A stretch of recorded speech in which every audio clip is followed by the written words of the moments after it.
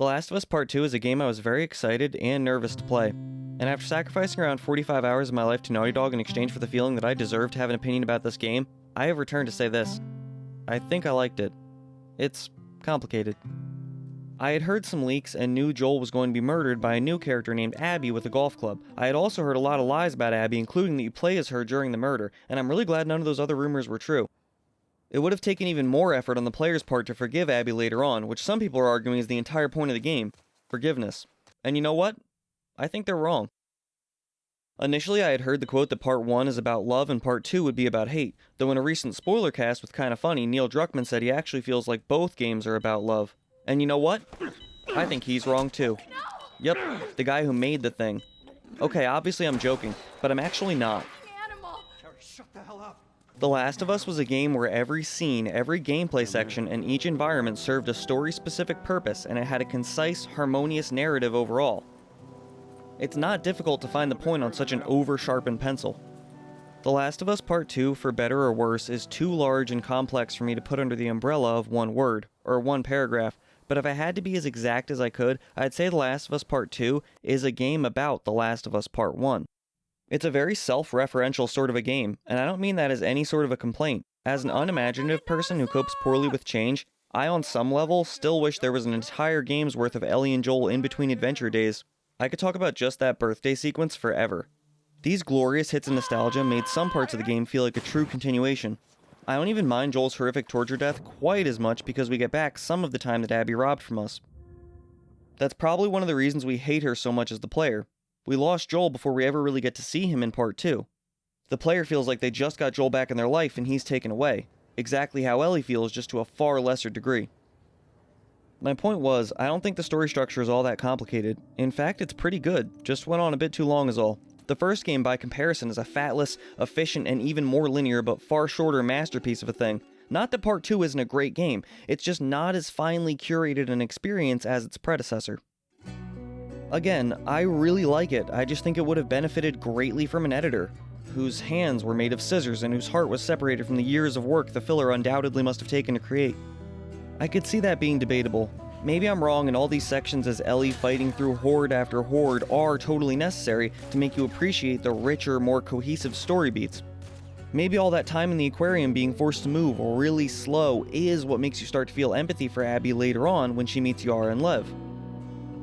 Or they, in an attempt to make something bigger than it should be, decide to exhaust the player in an inorganic, super video game trope-ridden manner, rather than allowing that to happen naturally through story-based, more important feeling progression. That being said, all the environments you'll be spending so much time in are gorgeous. Part 2 has some of the best foliage in games, period. God, I love a good forest in games. And look at all that grass. Makes me want that Fox Engine Snake Eater we'll never see. Other set pieces that really stood out to me were the theater Ellie and Dina take over as a base. It reminded me a lot of the dorm from Persona 3. Of course, that open world part from Seattle Day 1 was outstanding. Rolling waves and large bodies of water look incredible, and snow looks like snow. However, the hospital, or ground zero section as Abby, takes the fungus zombie cake. I knew it was going to be a good time just based on how safe and not at all ominous or foreboding these unzipped quarantine airlock thingies looked. But I still felt a little shocked when I saw the big handsome boy that lurks within.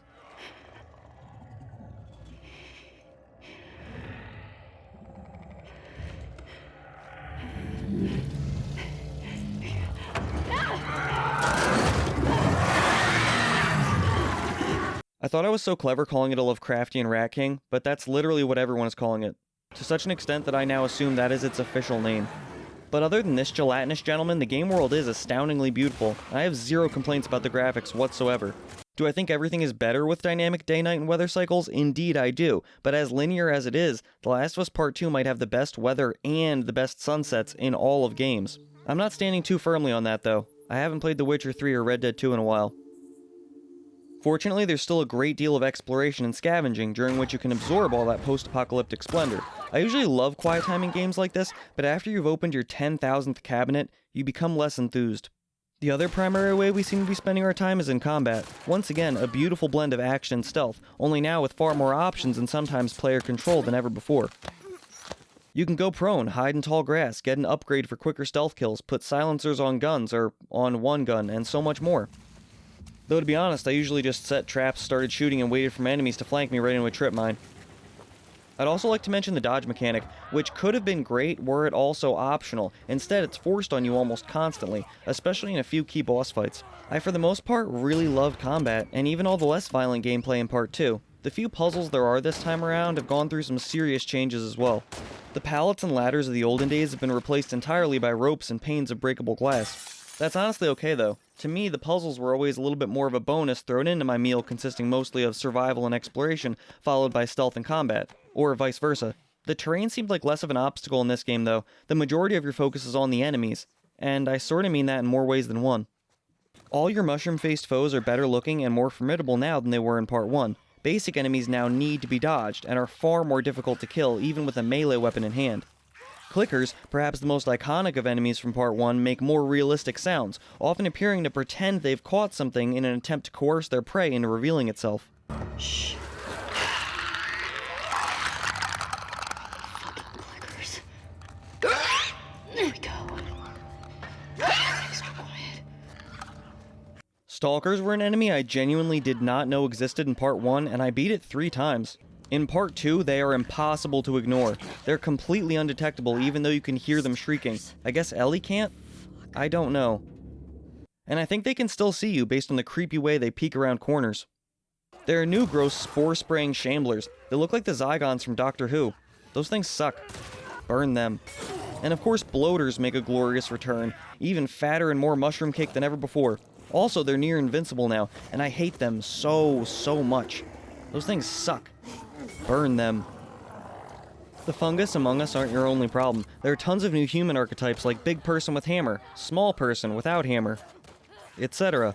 My favorite enemies are a new addition, these weird religious fanatics, the Seraphites. Better known to their enemies as Scars.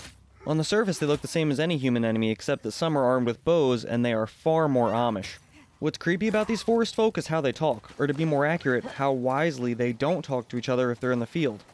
And they don't scream alerting the player we've been spotted. Instead, they calmly whistle to one another as a means of communication. Sounds like it's not a big deal, but if you're alone in the forest at night and you hear them, know they're close by, and that you have no idea what they're saying to each other or if they can see you, it's unpleasant. In the best way possible.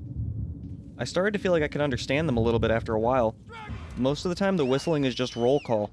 Like, are you alive? I'm alive. Me too. But a sharp, quick upward inflection usually means you've been got. Or they think they saw or heard something. It's probably you. They also have these big dudes or chicks you have to dodge over and over again with no means of actually attacking. Those things suck. Burn them. Finally, I'll end my talk on our adversaries with the most important, WLF. Yes, compared to our counters with the Seraphites, they seem like little bitches, but I always respected, in the way one does a formidable adversary, their fiercely militaristic approach, sheer numbers, and seemingly infinite supply of munitions. They also become much more formidable and despicable once dogs are introduced. You could argue I'm the one killing them, but I argue they brought them here to a fucking war zone, okay? I don't want to fight or harm any virtual pup, no matter how bloodthirsty. And I allowed myself to die or started over almost every time I was forced to deal with one up close. But they're such good boys. They find me so well. And because they can sniff out your scent, sneak attacks against certain enemies become impossible, or at the very least impractical.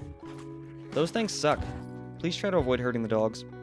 I said the WLF are the most important of your enemies because one of them is the secret, not so secret other main character of the game, Abby.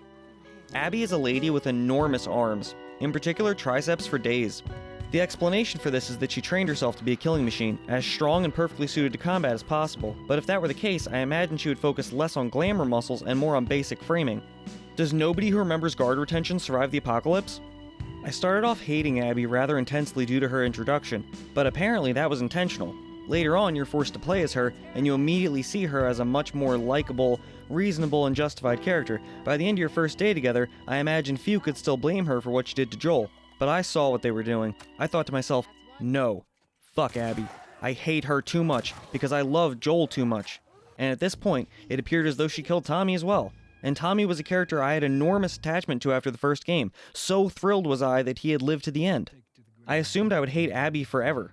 I hated that aquarium sequence, hated her backstory with her father Jerry, wrote in my notes, I hate Abby like 5 times. I even wrote, I hate Jerry once for some reason. However, once we met Yar and Lev, I started to warm up to those characters. I loved the burning car set piece where you meet them, and their story sounded interesting. I wanted to know more about the scars, and I liked Abby a lot more right away because she was taking care of them. Then I find out that shit was intentional too. That's exactly the point in the game where they expect you to start warming up to Abby. I thought I had resisted. I thought I saw their tricks, but they got me. I would say I full-on liked Abby and Lev as a duo by the time we reunited the timelines at the theater, but something about seeing Ellie like that sent me back hard the other way. I love her too much. I played as her for too long in the previous game. It's DLC in the first 10 hours of this game. My newfound sympathy for Abby was not enough to make an enemy out of Ellie. However, by the end of my first game, I wanted her and Lev to get away on that boat. I wanted Ellie to just leave her the hell alone. She had suffered enough, maybe even too much already, and Lev never deserved any of this. It's for all those reasons that I think giving us so much time as Ellie traveling with Dina was a mistake. Their relationship was hyper-believable to me, whereas I never bought Abby and Owen for a second. How is a sea lion supposed to compete with an AHA cover this good? It can't. The way you're set up to love Ellie and to feel nostalgic about part 1 based on everything from all those little guitar moments, the subtle, excellent dialogues that make up her romance with Dina, and the extremely powerful opening walking through Joel's house, it's impossible not to feel some kind of an us or a we mentality. Speaking of the opening, I had no idea we would play as Joel, even if it's just for a short 2-minute horse ride. Best 2 minutes of the whole game. God damn, I love him so much. He became a woodworker, and a guitar maker, or a luthier, however you say that. And he finally got some coffee. Rest in peace, you absolute monster. At the beginning of this, whatever it is, I said I think The Last of Us Part 2 is really about Part 1. And you know what? I think I was wrong. It's about the culmination of the first game's impact as a whole. The DLC, the reaction to Ellie being a lesbian, fans' reaction to the initial trailers, I think all of it factored in heavily to what this wound up being. Largely to the sequel's benefit, it drew a lot from Left Behind.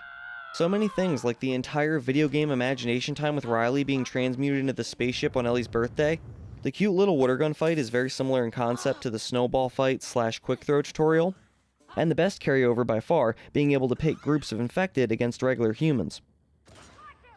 The critical reception as far as I've seen, and I've been looking, appears mostly positive, some way too positive, but what's a perfect masterpiece to one player can be genuine trash to another, and that appears to be reflected in the fan reviews.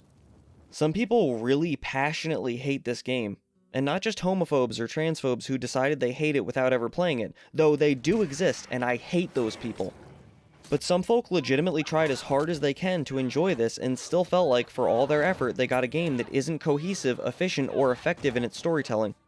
Which is largely what the first title is known for, and in my opinion, that's a genuine criticism if this game didn't pull you in. I personally was pulled in. I loved most of The Last of Us Part 2, but disliked small sections, and believe some sections could be removed entirely and the rest of the game wouldn't suffer at all. That's fucking cruel. Still, if I was rating it with numbers, I would give it a very high one. I recommend always playing a game before forming an opinion on it, but that should go without saying, you're not a moron. I decided before I made a whole video about this game, I should play it twice. My first playthrough took me almost 23 hours. Second took a little over 20. And I really took my time on that first one. I stared at the sun through the trees, I searched through every house, I took way too many pictures, I tested out whether or not my tracks disappear over time. Then, got impatient and stopped. I don't know why this is, but it's a far cry from the 26 to 30 I had heard some people are spending. Like I said, I love the game, but this many hours into it, I'm exhausted. Even more so than when I completed other games that are twice that length. I kinda hope they decide to stop beating this particular horse and either don't make a Last of Us Part 3 or make an Outbreak Day game instead. That has potential to be fun. Regardless of what Naughty Dog decides to do next, I'd still like to try it. I really enjoyed playing through all the Last of Us games this past month or so. It even gave me renewed interest in the Uncharted series to some extent. Most of The Last of Us Part 2 is fantastic and feels like a true continuation of the original game, but some of it doesn't.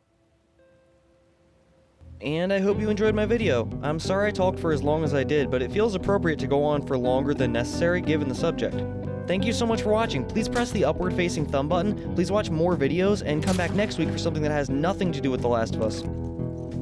This sure is the end of the video now. Thanks. P.S. I loved following in Tommy's wake of corpses and seeing what a badass he is when fully unleashed. And the reveal that he was the sniper surprised me a lot, which made me feel stupid because it was actually mentioned when Ellie separates from Jesse. They said something about a sniper at the marina. Oh, and I didn't mention how Jesse was great, and I love the little chubby baby JJ. He was wonderful. I hope Ellie winds up going and finding him and Dina. How could she possibly leave them defenseless? And that last scene with her not being able to play anymore and those fingers, oh god. And speaking of those fingers, I love how at the end, when she's getting away, when Abby's getting away, safe with Lev, Abby looks back at her, and she's so afraid, as though this beast might still rise and attack. It's done so well, it's so powerful. And I love them putting the dance scene where they did at the end. That was so smart. This game makes a lot of mistakes, but that's not one of them. I also love and adore Ellie and just relate to her in general and agree with most of her choices in the game, just definitely not all of them.